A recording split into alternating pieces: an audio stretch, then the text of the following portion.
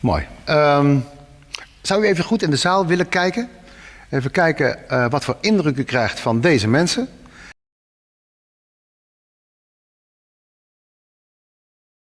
En dan moeten we even kijken naar een actueel filmpje, omdat we daar even over zullen moeten spreken.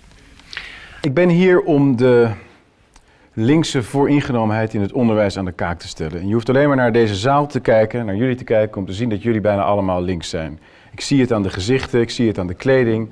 Ik zie het aan de dagvoorzitter die op een uitgesproken vooringenomen wijze dit debat al begonnen is. Je ziet het aan de mensen naast mij. Ik vertrouw iemand die in 1979 de grootste massamoorden uit de geschiedenis ontkende in China en in Cambodja en het verschrikkelijke regime in Albanië ophemelde niet. Die vertrouw ik niet toe om ons onderwijs te beoordelen. Dus als hij zegt vanuit mijn ervaring zie ik geen probleem, dan zeg ik dat dacht hij in 1979 ook toen hij de killing fields bezocht in Cambodja. Toen zag hij ook geen probleem. Dus dat vind ik echt een heel groot probleem.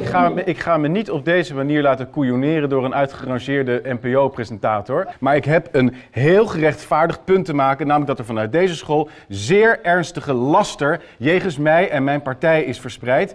Naar aanleiding van leerlingen die mij daarop hebben gewezen, heeft Forum voor Democratie honderden berichten van scholieren van heel Nederland binnengekregen. Van eruit gestuurd worden als ze voor Trump waren. Van verplicht in Inconvenient Truth van beroepscharlatan Al Gore moeten kijken.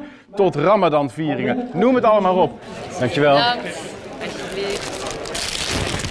Hey, dank, tot ziens. Ja. Tot ziens. Over dat laatste is, je wil het niet geloven. Wij kregen een bos bloemen, kletsnat. Dus ik gaf hem een hand en ik had kletsnatte handen en hij ook. Dus ik deed dit. En daar is een hoop reuring over geweest. Dat wil zeggen, dat bleek mij toen. Ja. Of u Baudet eraf wilde vegen. Dat is rechtgezet, ook bij deze anders. Het is een filmpje overigens wat gemaakt is door Forum voor Democratie.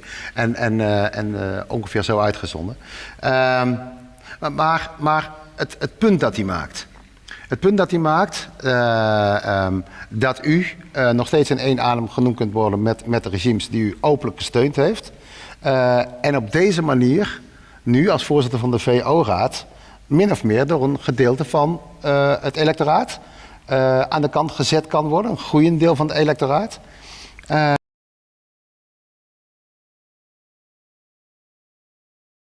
At the Chong Ek Memorial in Phnom Penh, Cambodia, you'll find a stupa, a squat, tower-like structure used as a place of prayer and meditation by Buddhists. At a distance, this little building might seem like a good photo op, but if you get closer, you'll see a truly harrowing sight. Around 5,000 human skulls are stored inside. While this is horrific in its own right, 5,000 dead are the tip of the iceberg for what lays below in a mass grave known as the killing fields. And for this, we have one man to thank. Pol Pot, leader of the Khmer Rouge and orchestrator of the horrific Cambodian genocide. While he's rarely mentioned alongside other vicious dictators of the 20th century, like Adolf Hitler, Joseph Stalin, Benito Mussolini, and Chairman Mao, proportionally Pol Pot is as bad as any of them. Often credited with murdering practically a quarter of his own country during his 4-year reign from 1975 to 1979, Pol Pot has left a legacy of torture, brutality, fear, and mass killings that left scars on the Cambodian psyche even today,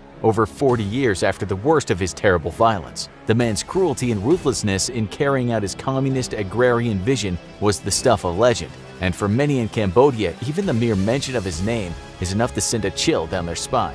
So for one of arguably the world's most murderous dictators, responsible for the senseless slaughter of over 1 million of his own citizens, it's worth asking the following questions. Who was this man?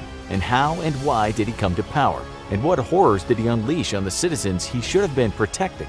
Well, first of all, Pol Pot wasn't actually his real name. Pol Pot was born in 1925 as Salat Sar in the small Cambodian village of Prexbov in the Kampong Tom province. He was the 8th of 9 children. The Cambodia that Sar was born into was once still under French colonial rule, which was naturally a point of contention between the Cambodian people and the powers that be over in France. Though Sar himself was unlikely to have felt the ripples of this personally, having been born into a relatively well-off landowning farming family. His family owned 50 acres of rice paddy, which was over 10 times the national average at the time. so it was fair to say that he lived a pretty charmed life early on. So just how did this upper crust 1%er end up murdering a quarter of his own country? Salazar would make for a terrible student, and his parents worried about his future. While not interested in education in the least, a young Tsar was immediately attracted to the revolutionary attitudes of Cambodian communists, especially those who sought independence from France. Salazar began using the revolutionary pseudonym Pol Pot, short for the French phrase politique potentielle, or potential politics. In politics, he found what he believed to be his true calling.